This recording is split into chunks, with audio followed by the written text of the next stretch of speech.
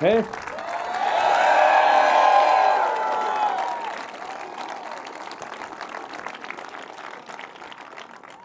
All right, welcome to Starbase. So it's been almost 2 years since our last update, and a lot has happened since then. By the way, I'm getting like a strange audio feedback. I don't know do I sound okay to you guys? Okay, great.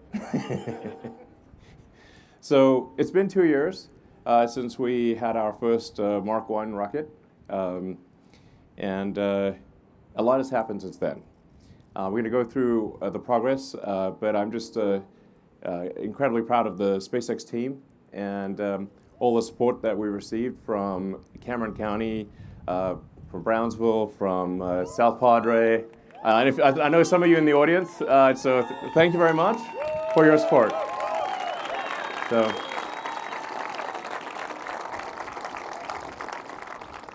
So before we jump into the details of what's happened over the past 2 years, I think it's worth just talking a bit about this, like why are we doing this?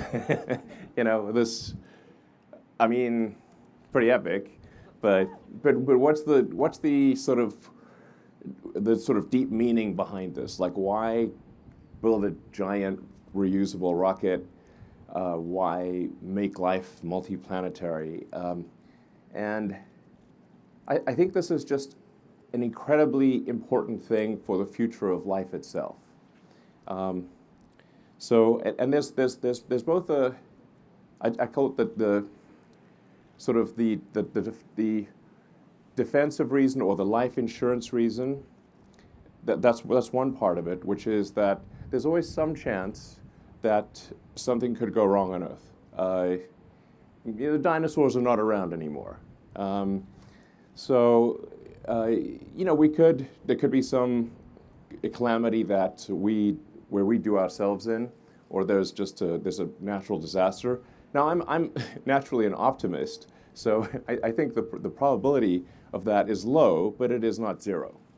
And eventually the sun will expand. It might take a few 100 million years, so don't hold your breath.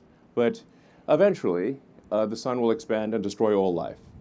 So for those who really care about not just the humans, but all the life on Earth, it is very important, essential, that over the long term that we become a multi-planet species and ultimately even go beyond the solar system and bring life with us.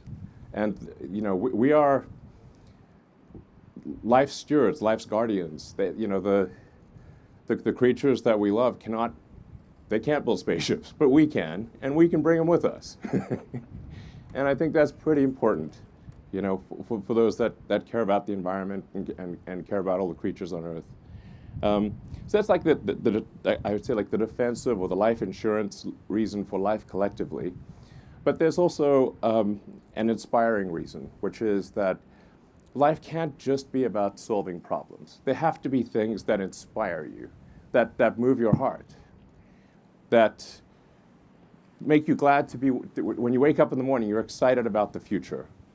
And going out there and being a multi-planet species and being a spacefaring civilization and making science fiction, not fiction forever, I think that's one of those things.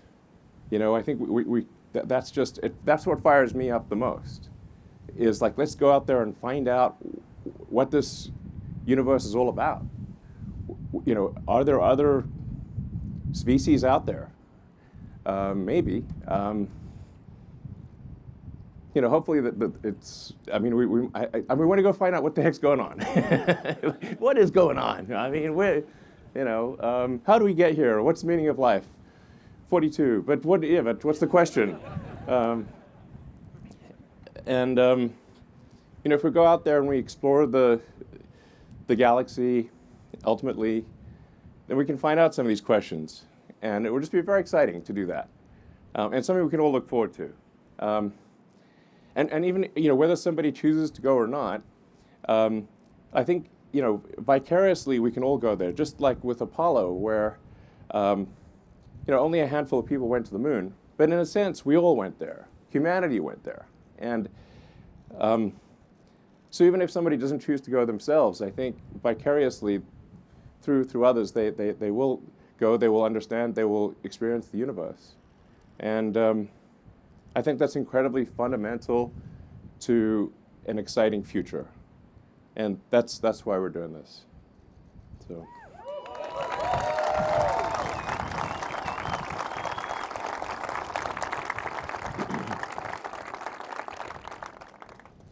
And yeah. Now, one of the rebuttals we'll sometimes hear is like, sure, but what about all the problems on Earth? And I completely agree that the vast majority of resources should be dedicated to solving problems on Earth. Absolutely. I'd say like more than 99% of our resources should be oriented towards solving problems on Earth. So it's important to note that like NASA's annual budget is only 0.36% of the federal budget. And in fact, of the national GDP, it's less than 1/10 of a percentage point. So it's like we're only spending 0.1% of our resources on space. I think that's okay. You know, like we'll be fine. You know, so just make sure people don't think like, well, is he suggesting that we just spend everything on space? No, I'm suggesting like maybe 0.5% or something like that. We'll probably be okay. And I think, you know, given this establishing security for life itself and having an exciting future and inspiring kids about the future, I think it's worth it, basically. Yeah.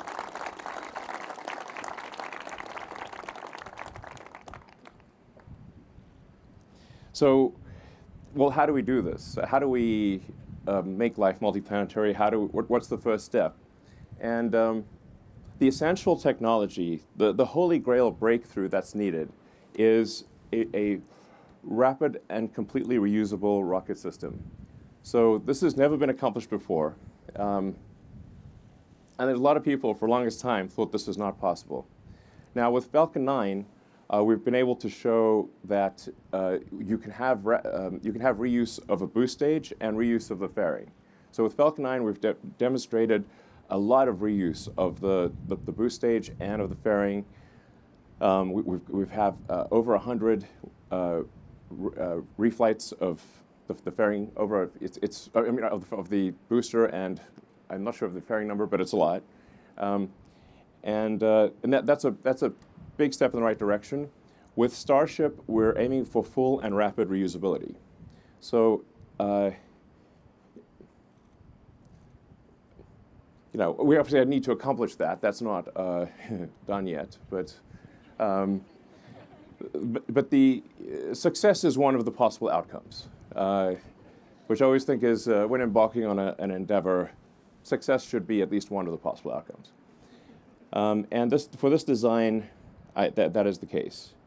And we're aiming for rapid reusability, which is why the booster is going to take off and then fly back to the launch tower and aspirationally land on the arms, which does sound insane, or as Bill Riley would say, audacious. But if it does come in too fast and shear off the arms, then I guess it will be a farewell to arms. Sorry.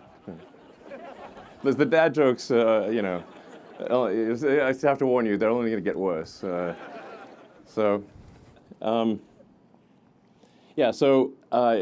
Here I'd really just like to congratulate the SpaceX team and also thank NASA, the FAA, the Space Force, and everyone, and all of our customers that have helped us get to this point. It's insanely hard to get a rocket to orbit. Insanely difficult. I have huge respect for anyone who's gotten a rocket to orbit. It's so hard. And we've had 144 successful launches, 106 landings. Yeah, I mean, actually, these days I have to look on the internet, say, how many landings have we had? I'll have to ask the internet. So, 83 flight-proven launches. And although I have to say, I still have like launch PTSD every time the rocket takes off. I'm like, you know. I just see all the ways that it could fail. Like, you know, and then this year we're actually aiming to have around 50 launches, so it's about a launch per week on average, and yeah, so it's a hell of a year we got ahead of us, and in terms of mass to orbit, if you look at like tonnage to orbit. This bar chart that we'll show here really illustrates how profound a rapidly reusable rocket, especially a big one, is, what effect that has on total tonnage to orbit.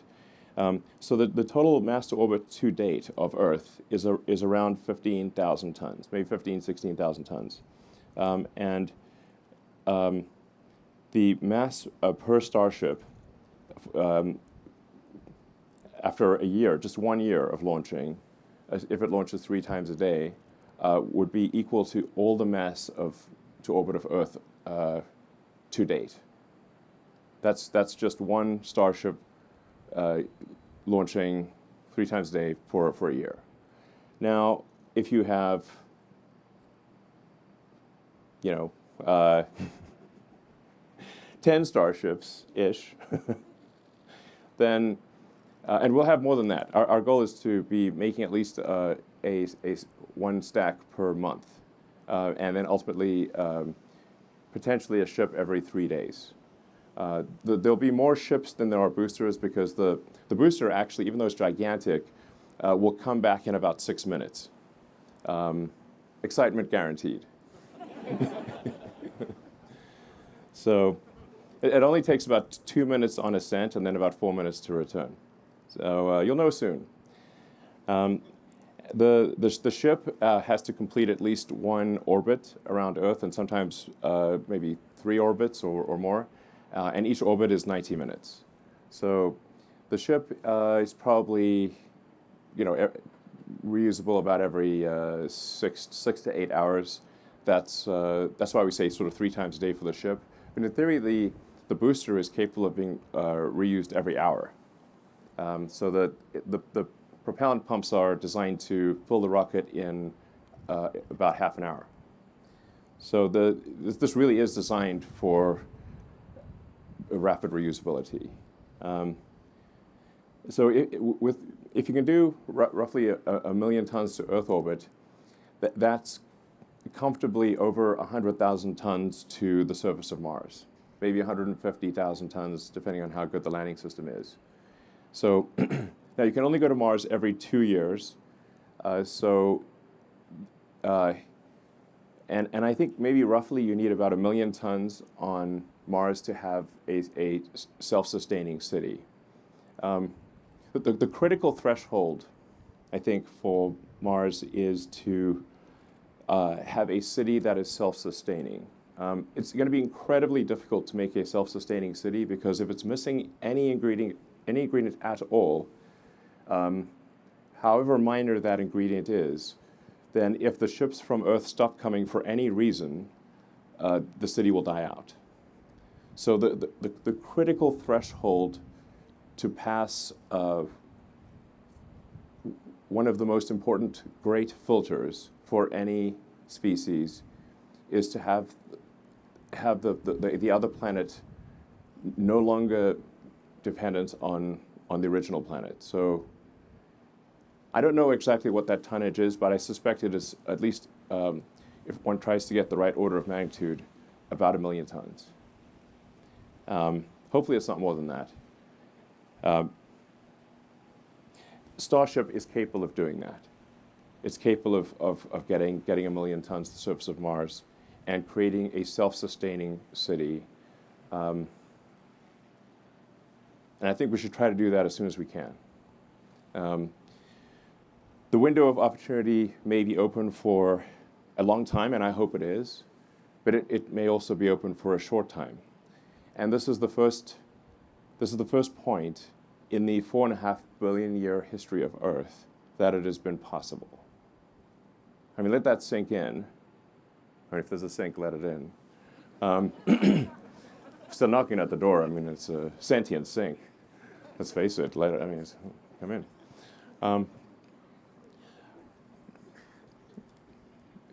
So,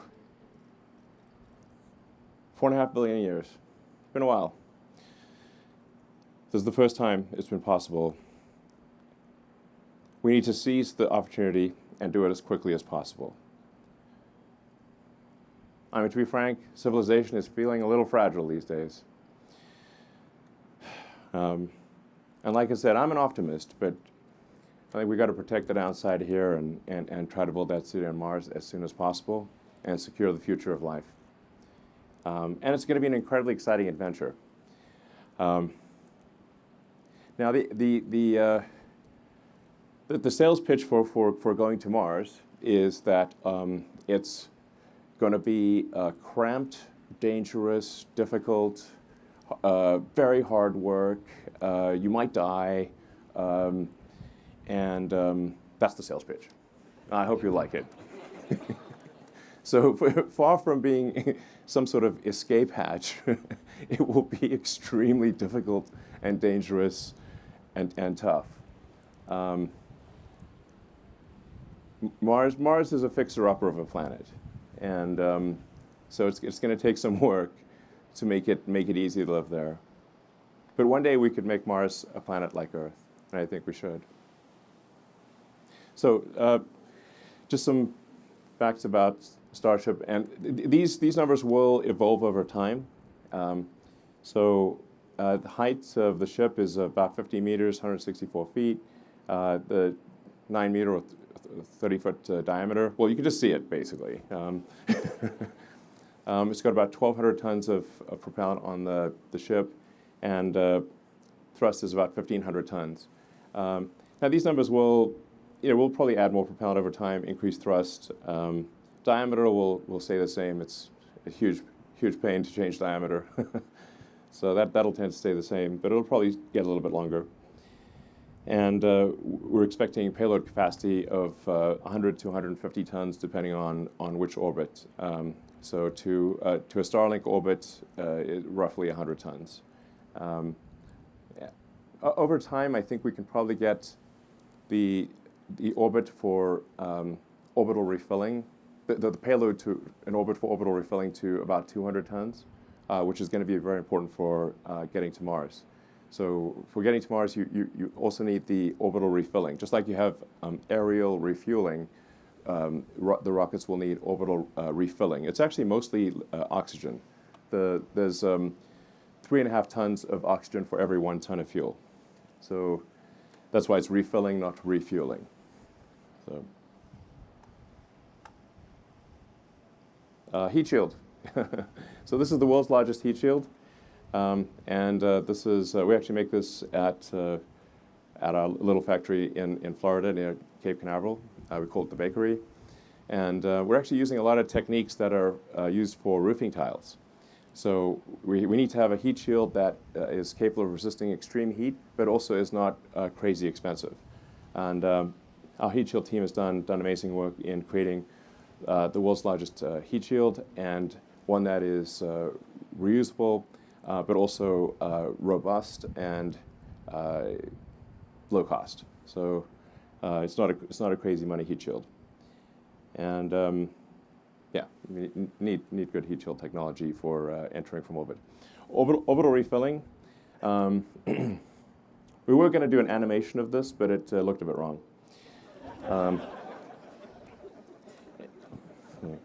It is a fluid transfer.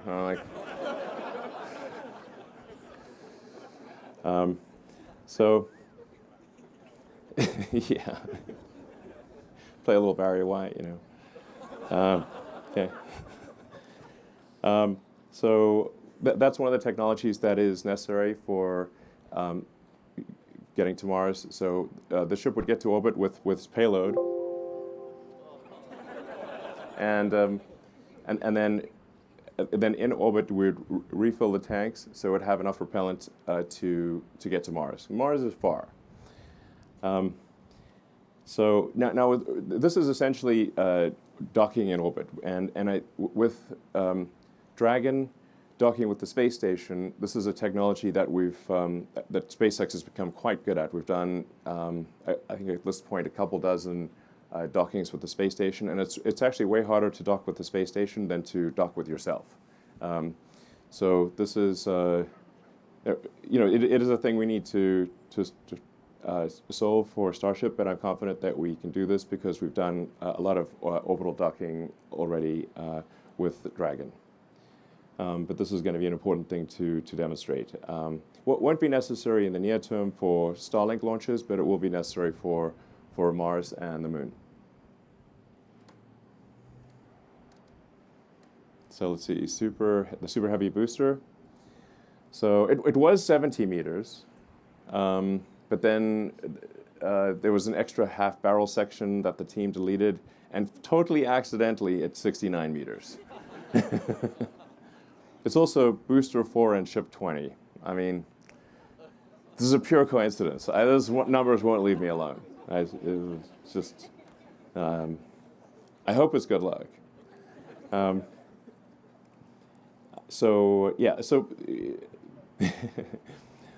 so propellant capacity is like around 3,400 tons. I think like I said, it'll probably it will increase over time. Probably get to 36, maybe 3,800 tons. Thrust is around 7,600 tons. That'll probably increase too over time.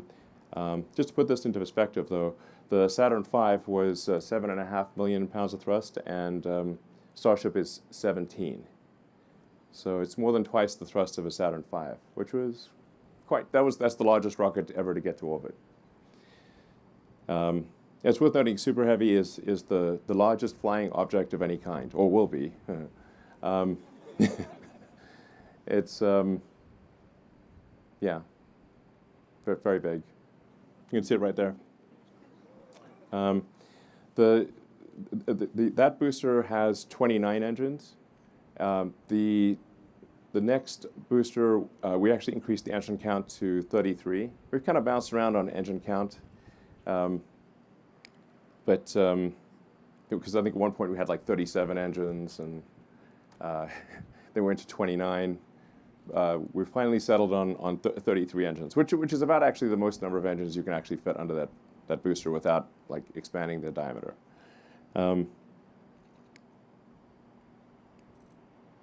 Yeah, and then this tower, this tower from design to construction was 13 months, so it's quite an epic structure. It's really worth emphasizing that the whole launch system, which is basically stage 0, is I'd say as complex and difficult as either the booster or the ship. So I really want to emphasize that this is and it's a very difficult thing that requires a lot of hardcore engineering, and it's really like I said, the tower and the launch system, which I call stage 0, is just as important as stage 1 and stage 2. I mean, this is really some wild stuff here. In fact, I mean, hard to believe it's real, except, it's right there. So, yeah. And then Raptor development. Raptor 1 was 185 tons of thrust.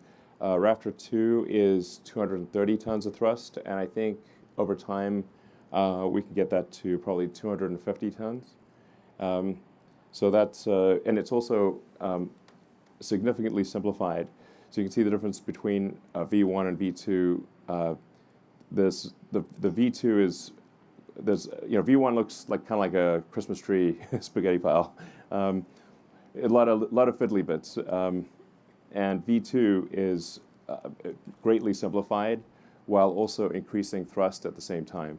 So it actually, Raptor 2 costs about half as much as Raptor 1, despite having much more thrust, and I think just generally being a much easier engine to build and a more robust engine. So very excited about Raptor version 2, and it's only going to get better from here.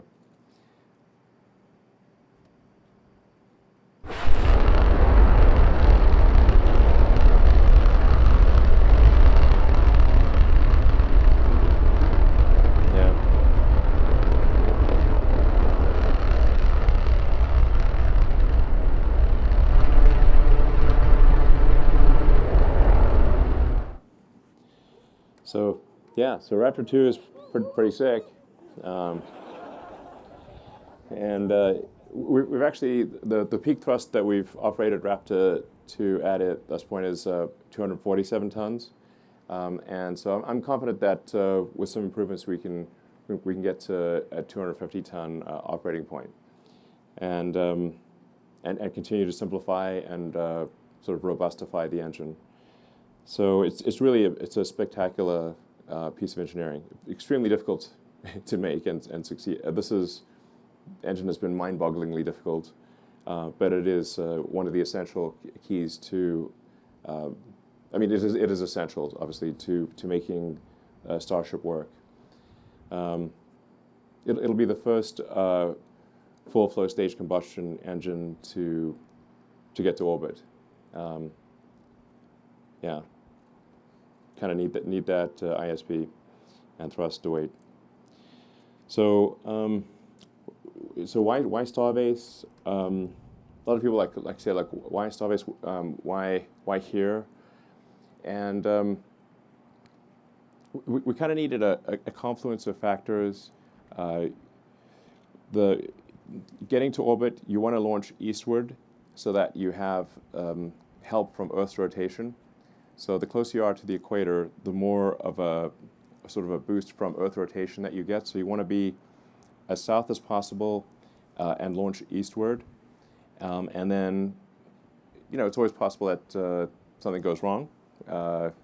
And so you want to have a good clear area. You want several miles around the launch site to be unpopulated or at least clearable.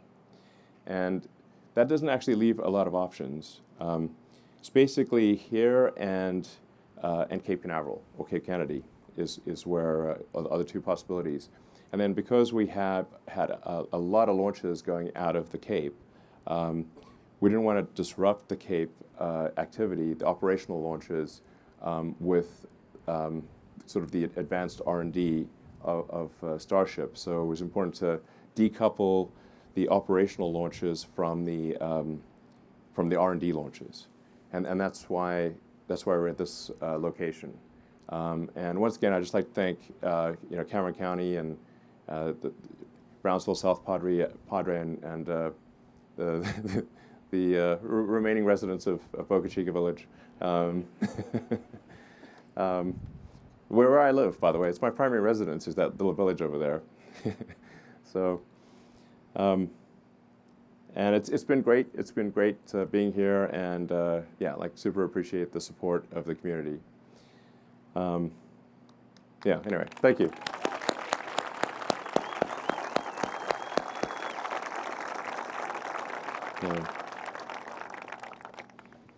So I think we've got a video to show what we hope will happen with launch.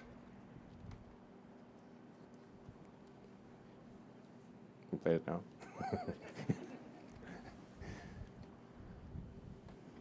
Oh wait, sorry. We have some upcoming Starship missions. Orbital flight is really just the beginning. So we're going to have a number of Starlink missions that will launch Starlink satellite version 2. But even more exciting than that is the NASA human spaceflight mission. We're incredibly honored that NASA has selected Starship to take astronauts back to the moon for the first time in half a century, which is kind of mind-blowing. So,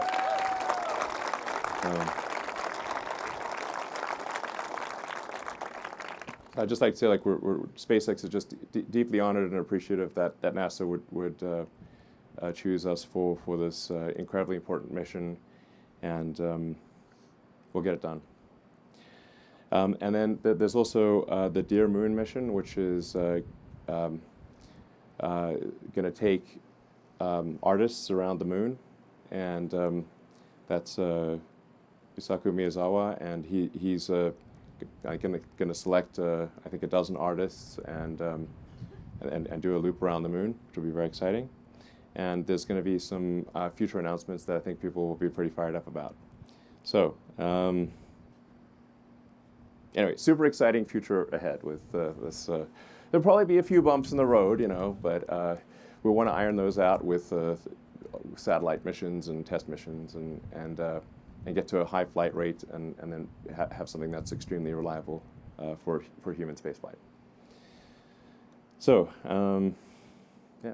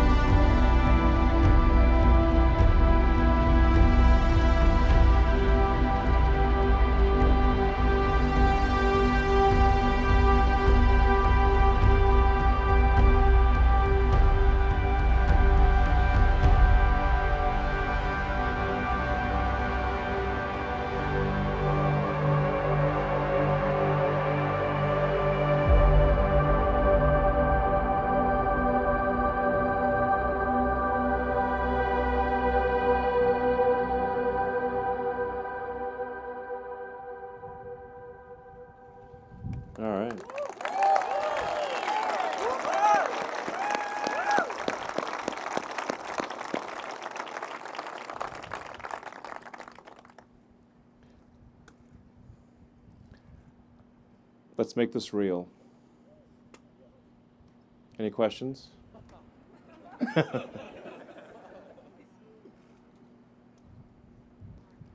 Let's make this real.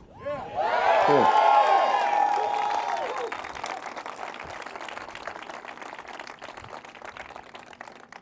Fire away. Anyone? I can't see you, so you probably just have to yell it out or something. Hi, Elon. Yes, there's 6 Raptors on Starship. Currently 3 with the vacuum nozzle, 3 sea level. Sorry? Check. And I think if I would say, like, we'll probably end up adding another 3 vacuum engines. They kind of, fill in the gaps and stretch the ship. I think is going to make a lot of sense. You'll have to yell, unfortunately. So we are building a launch site, a Starship launch tower at 39A at Cape Kennedy. And we're also building a Starship production facility at the Cape. So we'll have a production facility and launch site here and a production facility and launch site at the Cape as well. It's important to have redundancy. Hi, So- Elon. It's Irene Klotz with Aviation Week over here. I've got lights in my eyes, so unfortunately I can't see. Okay, well- I'm blinded. So I can hear where We're the all speaker is here. coming from. Okay. But, You should. I believe you're expecting to hear in a couple weeks about the possible finding of no significant impact from the FAA. Have you gotten any indications if that's going to come through, and what is your time frame for the orbital flight test? Thanks. well, we don't have a ton of insight into where things stand with the FAA. We have gotten sort of a rough indication that there may be an approval in March, but that's all we know. So, hi, Elon. Marcus Hervey. Can you talk about the point-to-point capability? Is there a possibility between here and Cape Canaveral? Oh, well, yeah, I guess technically yes. So, I mean, depending on how good things get with Starship, there are some scenarios where it might actually be the lowest cost means of transporting cargo long distances. So the interesting thing is that the capital efficiency of a rocket is much better than the capital efficiency of a plane for long distance flights. So now this would really be more for if you're going like, I don't know, a quarter or a third or halfway around the world, where if you went from, I don't know, say here to Singapore or something, like that's a long flight. So, I mean, I don't know how long that is. I'm not sure you can even go there nonstop, but it's probably like 20 hours plus. And, but in a rocket, it would be less than an hour. So like 45 minutes or thereabouts. So that means you'd be able to use the rocket 20 times more often than an aircraft. So it's 20 times the capital efficiency. So provided the propellant cost is competitive with aircraft. And bear in mind, like I was saying, there's 3.5 tons of liquid oxygen for every 1 ton of fuel. And liquid oxygen is basically just the cost of electricity. Because it's in the air, basically. There is a scenario where it's economically compelling to do long-distance cargo and people transport with Starship. That'd be very cool, and I think that'd be great for getting a high flight rate and a business case for supporting a lot of Starships operating. And basically, nothing's faster than an ICE EVM. We got a question right here, Elon, right in the middle, right here, right, hands up in the middle.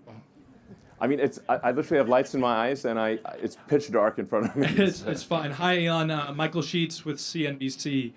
You opened this presentation by addressing a little bit of the criticism that's been aimed at space travel being seen as maybe a pet project or not really valuable to folks who have problems here on Earth. I was wondering if you could get a little more into the specifics on comparing not just the U.S. government spending that's happening on space travel versus other things, but maybe in terms of SpaceX itself, how you and private investment on a dollar value compares to the taxpayer-funded projects or contracts that SpaceX has won over the years. Well, I think objectively, the cost efficiency of SpaceX is the best in history, I think, for any rocket development, and we are talking about a rocket that's more than twice the mass and thrust of a Saturn V, and also designed to be fully reusable, which is obviously also much better from an environmental standpoint to have a fully reusable rocket, for a development cost that is, I don't know, between 5 and 10% of Saturn V. So that's pretty good. Of course, we need to make it work, so it's not worked yet, but it will work. Might be a few bumps along the road, but it'll work. I feel at this point, highly confident that we'll get to orbit this year. That's we're making a lot of rockets, making a lot of engines. We're close to achieving a Raptor 2 every day production rate, so sort of 7 a week, which is tough for a complex engine. And I think by the end of this year, we'll be able to produce a ship and a booster per month. So this is I don't know, at least an order of magnitude, maybe 2 orders of magnitude more efficient than anything in the past.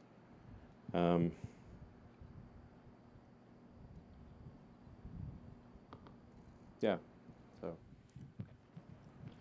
Hey, Elon, this is Joey Roulette for Supercluster. Just wondering, what does SpaceX's plan and timeline look like if the FAA ultimately decides to do a deeper environmental review of Starbase? And then one other thing, you might be able to give us an updated figure on what it costs to Starship and what it would cost a customer to buy a flight on one. Thanks. Yeah, I mean, I am optimistic that we will get approval. I think objectively, I think this is not something that will be harmful to the environment. We've obviously flown the ship several times and done multiple landings and takeoffs and landings, and we've fired the engines a lot. So I think the reality is that it would not have a significant impact. Now, of course, that doesn't mean things don't get delayed from a regulatory standpoint. And we are in a litigious society, and so there's always sort of lawsuits from someone, lawsuit city. Now we do have the alternative of the Cape, and we actually applied for environmental approval for launch from the Cape a few years ago and received it. So we actually are approved from an environmental standpoint to launch from 39A. So I guess our worst case scenario is that we would, I don't know, be delayed for 6 to 8 months to build up the Cape launch tower and launch from there. From a cost standpoint, the costs will improve significantly over time. So because it'll take us a moment to achieve full reusability and full and rapid reusability, we'll probably lose a few vehicles along the way. With Falcon 9, I think it took us 14 or 15 attempts to successfully land the first booster. I don't think it'll take us that many with Starship because we have that experience. But it's certainly not a sure thing that it'll work the first time.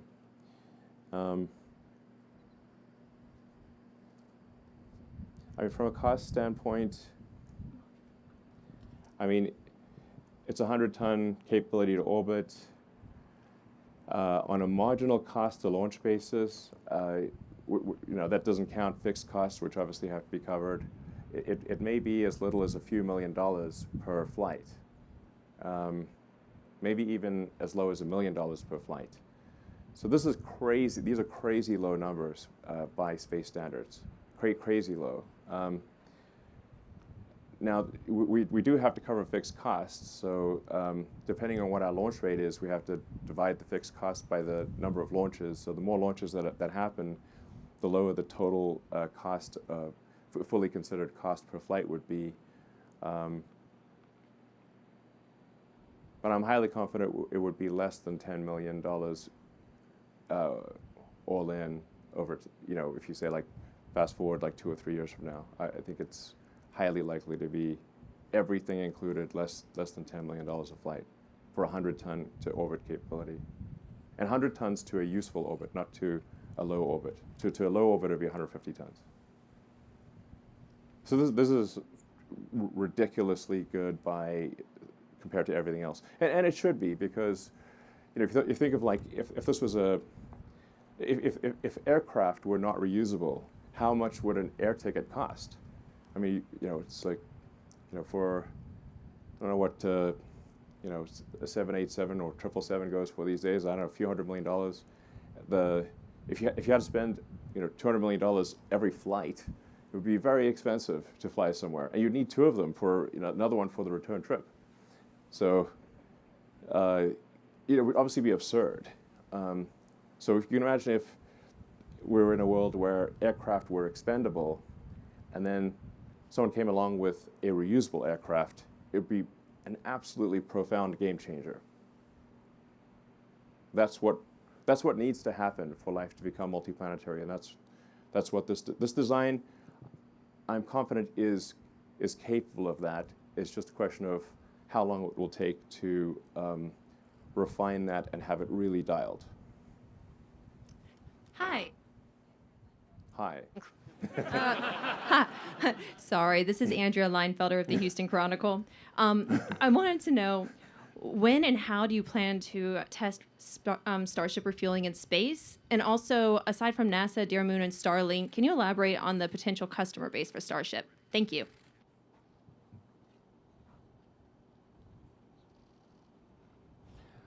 I apologize. I zoned out for a second. I was just thinking about something. Could you say that question again? Sorry. When and We have some mic issues. okay. When and how do you plan to test Starship refueling in space? Yeah. And aside from NASA, Dear Moon, and Starlink, can you elaborate on potential customers for Starship? Thank you. I think orbital refilling, and I want to emphasize it is refilling, not refueling, because it's 3.5 times as much oxygen than fuel. So we mostly are carrying oxygen up there. I optimistically, towards the end of next year, I think I'd be surprised if it's longer than 2 years for doing the refilling. And there are a lot of additional customers that will want to use Starship. I don't want to steal their thunder. They're going to make their announcements, and but I think this will get a lot of use, a lot of attention. It's like I said, once we make this work, it's an utterly profound breakthrough in access to orbit.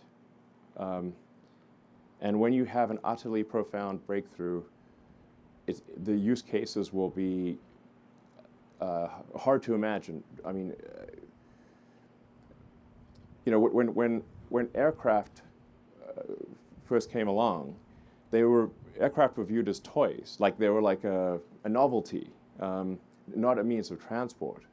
They were like, oh look, we can fly like a bird briefly and dangerously for a few minutes.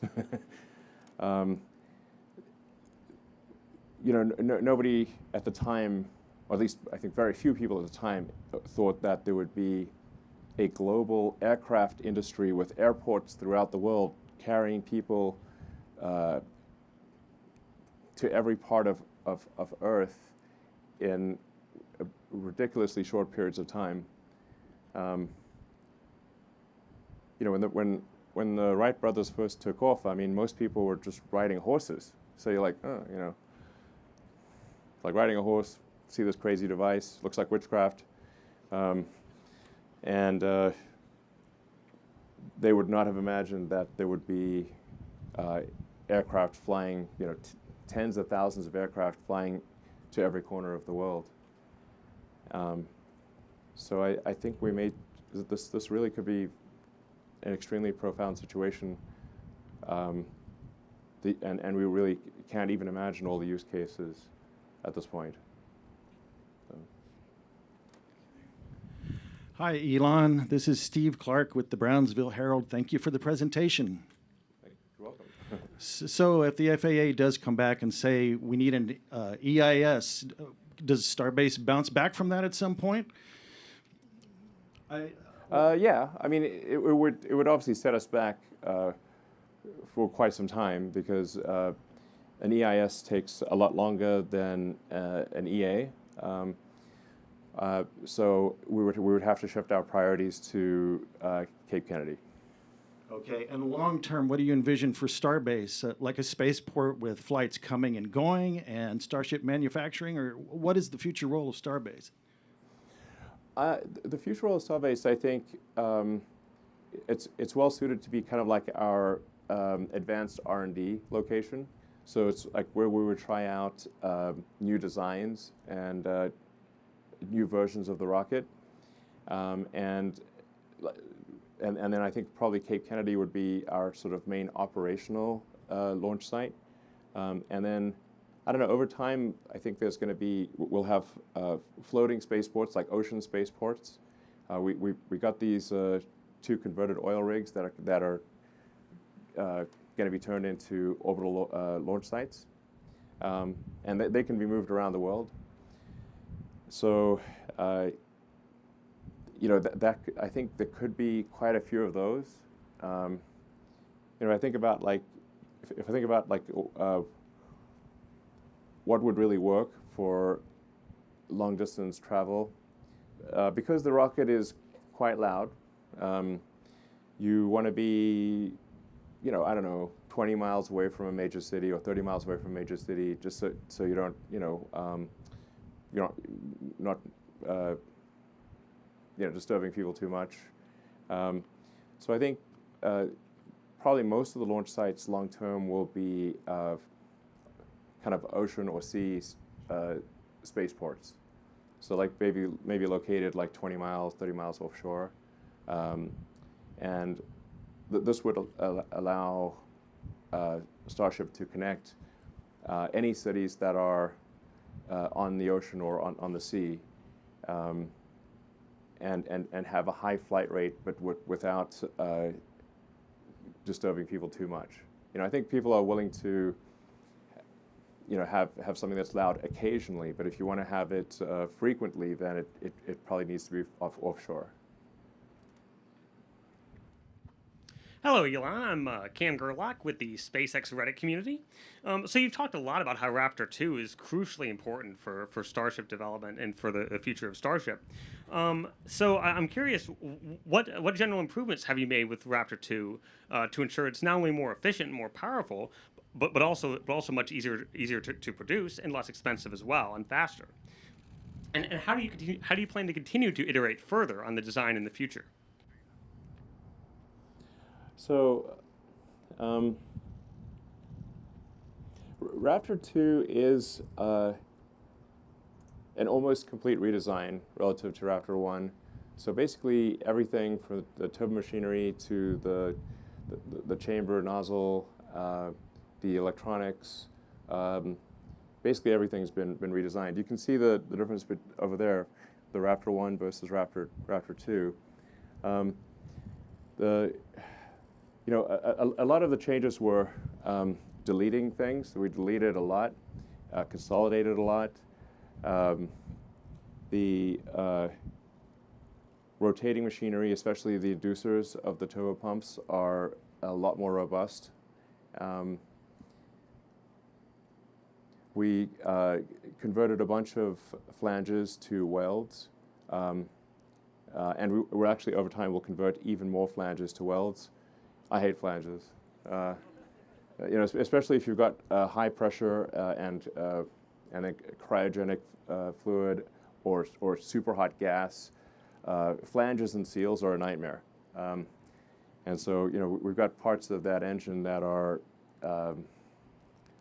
sort of 700-800 bar, sort of 11, 12,000 psi, which is nutty. And so just going to welded joints instead of flanges was pretty helpful. The pre-burner controllers have been consolidated into a sort of a unified box as opposed to being kind of like all over the engine. And we're getting close to the point where I think Raptor will not need shrouds. So shrouds are a huge pain in the ass, like basically putting a whole shield around the engine, especially for the gimbaling engines, where it's got to kind of have like a sort of eyeball seal, like it's like rotating in a circle with a hot gas seal. With a bit more deletion and integration, I think the engine will be sort of flame proof, more or less, and then we can get rid of the shrouds, which would be a big mass savings. Yeah. So a lot more could go on. We're also operating at a higher chamber pressure. I think we can probably operate. I think over time we can operate it at 330 bar sustained in the main chamber, without having the pre-burner pressures be too high, by essentially not by losing less pressure. There's like a whole pressure ladder going from the turbo pumps and pre-burners to the main chamber, and by getting rid of a bunch of the choke points, we can have less pressure loss, and so the pumps can effectively produce more pressure in the main chamber due to less loss in the secondary systems. Do you have any? Have specific questions or? Sorry, yeah, Chris Gephardt with NASA Spaceflight. Can you talk a little bit about the abort modes that are available for ship if there were ever to be a problem during the climb to orbit? What would be available to the crew in that regard? And also on that same level, the life support systems for ship. Where do those stand, and what are the challenges that you're finding with just the sheer volume in Starship for that? Thank you. So Starship will not have an independent abort system, but I think something that would make sense is to have the thruster weight of the ship be enough that it could do it could take off from the booster even if the booster has a failure at the pad level. So if you can get the thruster weight of the ship at sea level above 1, then even if there is something goes wrong with the booster, the ship can essentially fly away from the booster. And so that's something that I think would be important for carrying people and also for high-value cargo to have the ship have thruster weight greater than 1 even at sea level. And then there's like I said, that would be like the 9-engine version. And then even if you lost 1 engine, I think you should still be able to do an abort.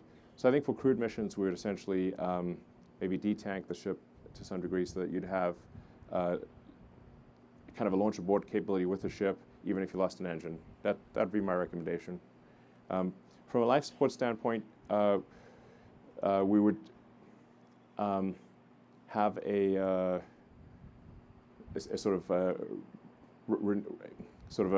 renewable, like for long, we could scale up the life support system in Dragon. That would certainly be an option, and that would work for missions that are, say, a week or 2 weeks. That would be fine. For missions to Mars, you'd want a life support system that is renewable. Or it's essentially recycling everything. in a closed loop system with close to zero loss to mass. So that would be a more advanced system, because you'd have to convert the CO2 back into O2 and kind of recycle, poop and urine and stuff. Yeah. So that's a harder problem, but it's not an immediate problem. We can certainly scale up Dragon for any kind of missions that are, a few weeks long. Hi, Elon. Eric Berger with Ars Technica. Thanks for taking some questions. I'm wondering if you do get that approval from the FAA in March. I know that there's really no way of knowing, but could you talk a little bit about the hardware readiness, sort of where you are technically? The launch tower is pretty incredible, but sort of the rocket, the ground systems, software. Like if you were to get some kind of approval from the FAA in March, would you be looking at, how quickly could the hardware be ready to go? Yeah, I think we're close to having the hardware ready to go. So right now, I think we're tracking to have the regulatory approval and hardware readiness around the same time. Yeah. So yeah, around the same.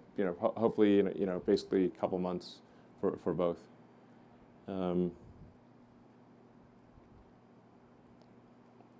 Yeah. Hi, Seth Krakowski with SpaceExport.com. You mentioned launching from the sea. Could you give us an update on the current status of using Phobos and Deimos for Starship operations? Yeah, so Phobos and Deimos thus far have been a relatively low priority. We needed to make the launch site here work. This has been quite a difficult endeavor. So we deprioritized the Phobos and Deimos. And just last month, we started to, we're going to take one of them and build at least a catch tower on it. So, and ultimately we will, ultimately meaning like, I don't know, later this year, build a full launch capability on one of the platforms. So I think hopefully by the end of this year we will have a launch capability at Cape Kennedy at 39A and on one of the ocean platforms as well. Hi, Ellen. This is Adam Cardona with CBS 4 and NBC 23 here in the Rio Grande Valley. This is more of a community-based question. This past week, several BISD students, community leaders, and community members got together to ask you a question and to show their gratitude. Not sure if you got that message yet, but they were saying thank you, Elon, and they wanted to know if you would be able to attend their Charros Days festivities here in Brownsville. So on behalf of them, will you be attending Charros Days?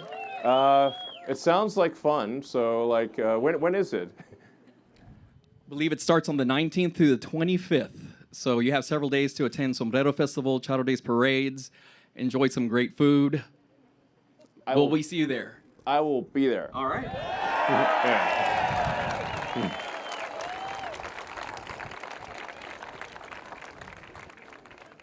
That's going to be hard to follow up. Hey, Elon. Tim Dodd, the Everyday Astronaut here. Okay, so a little bit more Raptor 2 talk again. Where are you at as far as production? How many do you have? Are they how are they handling testing? Are they more cantankerous, less cantankerous? Just give us a little more rundown, like on where you're actually at. Is that a bottleneck for the next booster as well? We assume the next booster is going to require, Raptor 2. So, kind of where are you at with the production and the testing so far?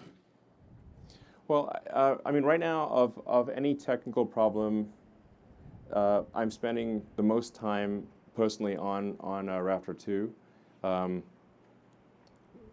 Really, they're like the two things that occupy the most number of mental cycles are Raptor 2 and Tesla Full Self-Driving. The only remaining issue that we're aware of is melting the chamber. So that thing really wants to melt, It's got like on the order of a gigawatt of heat, so it's pretty hot. Like a gigawatt's like what a nuclear power plant produces. So it really is desperately trying to melt at any point in time. We've got, we're flowing an immense amount of cryogenic fuel to cool the chamber in the channels. We have head-end film cooling. We've got throat film cooling. And we're just trying to get the exact sort of balance between head-end film cooling and throat film cooling to not melt the chamber. I think we're pretty close. Like we have a couple engines in the stand that have I think 700 or 800 seconds of operation and several start cycles. So it's looking positive, but that's the remaining issue is melting the chamber. But in the meantime, we're scaling up old production to get to 1 a day or better.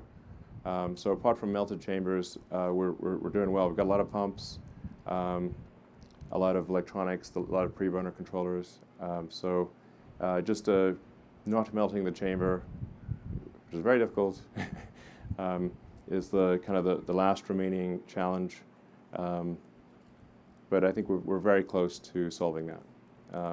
And then the production system has a lot of momentum. Like I said, we're really, like next week we'll probably make at least 5 or 6 Raptor 2s, for example. Yeah. And I think we'll be at a 7 a week or better by next month. But those are crazy. These are crazy numbers for rocket engines, by the way. Yeah. Hi, Elon. Robert Perlman with Space.com and CollectSpace. You mentioned the NASA contract for the human landing system. At one point, do you envision splintering off development of Starship for HLS, or how are you going to balance the timelines of rapid reusability versus NASA's own schedule of when they're ready to go to the moon? I don't think there's really a conflict there. We're going to be making a lot of ships, a lot of boosters, obviously a lot of engines. Yeah, it's kind of interesting. Like with the booster with 33 engines and the ship with 9 engines is 42. There we go again. And that also total coincidence.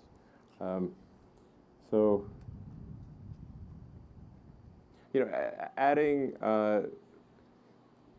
legs to land on the moon, we do not think is like that can be done pretty quickly. I don't really see any conflict between achieving rapid reusability and getting to the moon.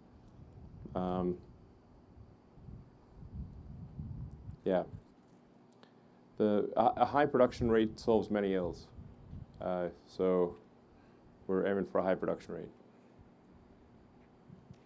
Hi, Lauren Grush with The Verge. I'm wondering if you can clarify the number of launches that you plan to conduct in order to do these refillings. I know a lot of numbers have been thrown around, so I'm wondering if you have landed on a final number. And how quickly do you plan to launch those missions back to back to refuel the vehicle to get to the moon? Thanks. Yeah, so the missions would happen pretty fast for refilling the vehicles to minimize boil off of the cryogenic propellants. Now for the vehicle going to the moon, we have some insulation to minimize boil off. But we'd probably be launching, I don't know, probably every few hours, aspirationally. So, yeah. Hi, Elon. Kevin Haymeyer from Space Eccentric on YouTube and Rumble. Thank you. My viewers are really hungry to know anything about the interior design for crewed Starship. You have HLS, you have Dear Moon, And last we heard, maybe a year or two ago, you were looking to hire Tesla employees to design the interior for Starship. How's that going? Well, we aren't focusing a lot on the interior quite yet. I mean, that will be important down the road, but our focus right now is just getting to orbit and proving out return of the booster and return of the ship. Yeah, it's fundamentally very difficult to build a fully reusable rocket given the strength of Earth's gravity and the density of our atmosphere. Like there's no, you can't have a lot of mass margin. So our focus is solving that rapid reusability. Like I said, we'll have a high production rate, so we're not dependent on full reusability, but really that's the breakthrough that's fundamentally important to change the course of human civilization to become a multi-planet species. Elon, this will be the last question for you. Evening, Elon. Bob Duncan. I'm a local resident. We're cutting out of the mic. Are we cutting out? Is that better? Hi, evening. My name is Bob Duncan. I'm a local resident here in the area. And first off, thank you for a very cool evening. So this has been a lot of fun for us. As a local resident, it's been exciting to watch the amazing progress that SpaceX has made here in Boca Chica. And I was just curious, we're standing on the southern tip of the state of Texas. We're a few hundred yards from your residence. Could you just speak to what, if anything, has been appealing or advantageous about operating in the state of Texas versus other parts of the country? Thank you. Well, I think we've, you know,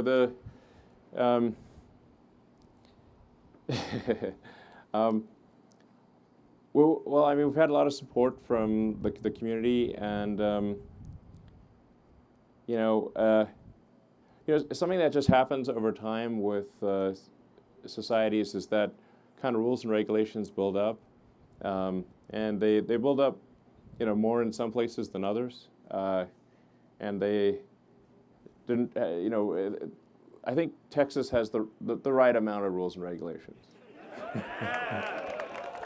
Yeah.